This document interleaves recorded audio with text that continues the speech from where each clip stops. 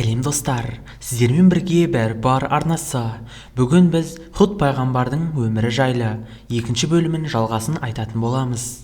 Ал егер бірінші бөлімін көрмеген болсаңыздар, осы жерді басып, алдымен бірінші бөлімін қарап кетіңіздер. Ал біз ендеше кеттік.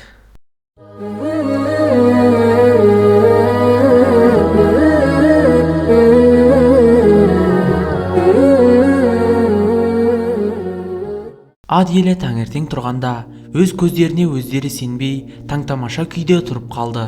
Көкжиекті торлаған қою қара бұлт өздеріне қарай баяу жақындап келе жатыр екен. Халық бұны жақсылыққа балады, тіпті бір-бірінен сүйінші сұрай жүгірді. Мінекей, ұзақ жылдар бойы тартқан нәубет, көрген қиыншылығымыз осымен аяқталды. Әнекей, Худ өзіне сенгендерді елден жыраға кетуге қамданып жатыр. Ол алыстай бере жұрт та көзден ғайып бола бастады. Оған: біз сенің тәңірлеріміздің киесі ұрды, тіпті сенің кесірің бізге де тиіп жатыр деп қанша қысым жасасақ та, бір жаратқанға сеніңдер деген сөзінен танбап еді, деп өзара мәз болып, ерін-еріндеріне жұқпай Худты жамандай бастады. Олар өтіп кеткен молшылық заманын тамсана еске алып, сол бір бақытқа толы күндері көкжиекті торлап келе жатқан мына қап-қара бұлтпен бірге қайтып оралатындай бөріктерін аспанға ата қуанысты. Бірақ Худ алейхиссалам бұлардың қастарына келіп: жоқ халқым, бұл құйғытып келе жатқан бұлт емес, ол сендердің көптен бері асыға күткен азаптарың, алдына келгенін жалмап, жанын қинап азаптайтын сұрапыл дауыл деді. Бірақ олар пайғамбардың сөзін елең құрлы көрмеді. Дауыл дегенге мән берген жоқ.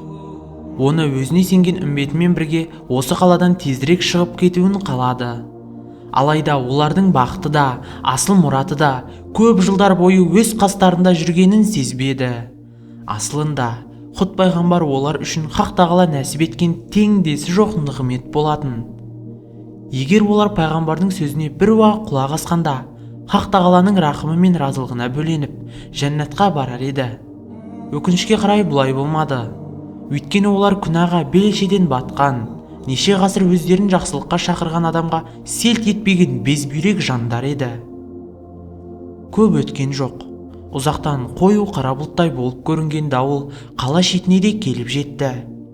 Сонда ғана қаланың кәпір халқы оның өздері күткендей еместігін аңғарды. Дауыл жақындай бере беттерін леп шарпығанда демдері шықпай, өңештерінен зәр кеткендей болды. Теңселіп, бастары дыңылдап, буындары құрып есеңгірей бастады. Олар сонда ғана пұттардың шарапаты деп ойлаған нәрселері Хақ тағаланың жіберген қарғысы екенін бірақ білді. Жүздеріндегі қуаныш қайғыға айналып, өн бойларын үрей биледі. Жүректері ауыздарына тығылды. Жайшылықта пұттардан тілейтін олар дәл осы сәтте пұттарды ұмытып, боз інгендей боздап сала берді. Кеше ғана бұл жалғанда бізден күшті кім бар? Қане, көрсет азабыңды, деп дүниені жалпағынан басқандар енді кірерге тесік таппай, жан-жаққа тарыдай бытырады. Осы кезде Худ пайғамбар өз үмбетін ертіп, елден оңашалап, ғаламзаттың Раббысына қол жайып, жалбарынып тұрды.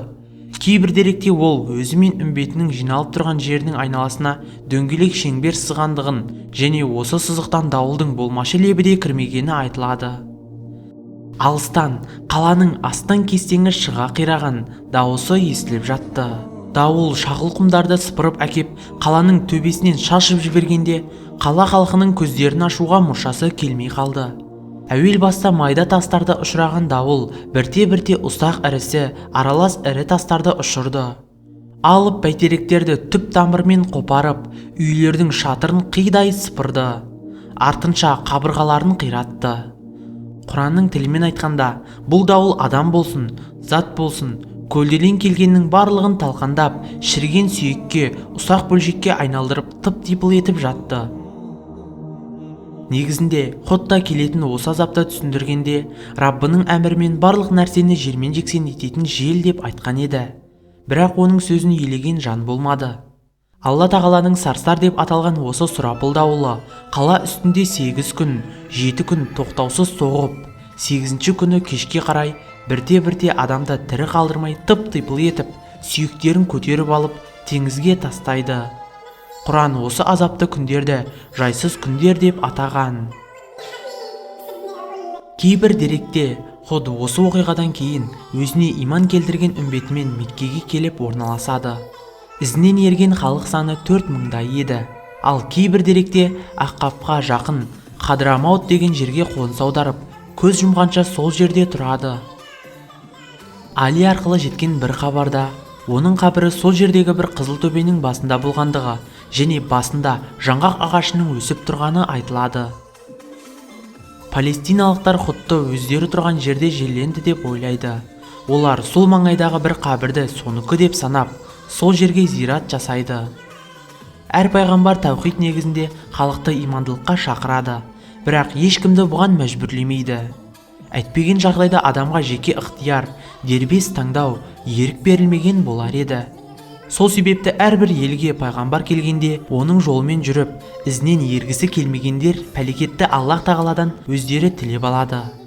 Ендеше өзге пайғамбар секілді Худ пайғамбар да өзіне берілген міндетті толығымен атқарды.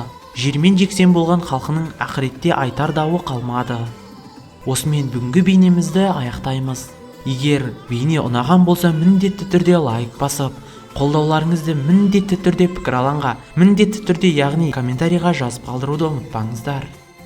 Келесі кездескенше, YouTube'тың қызығын бөліскенше достар.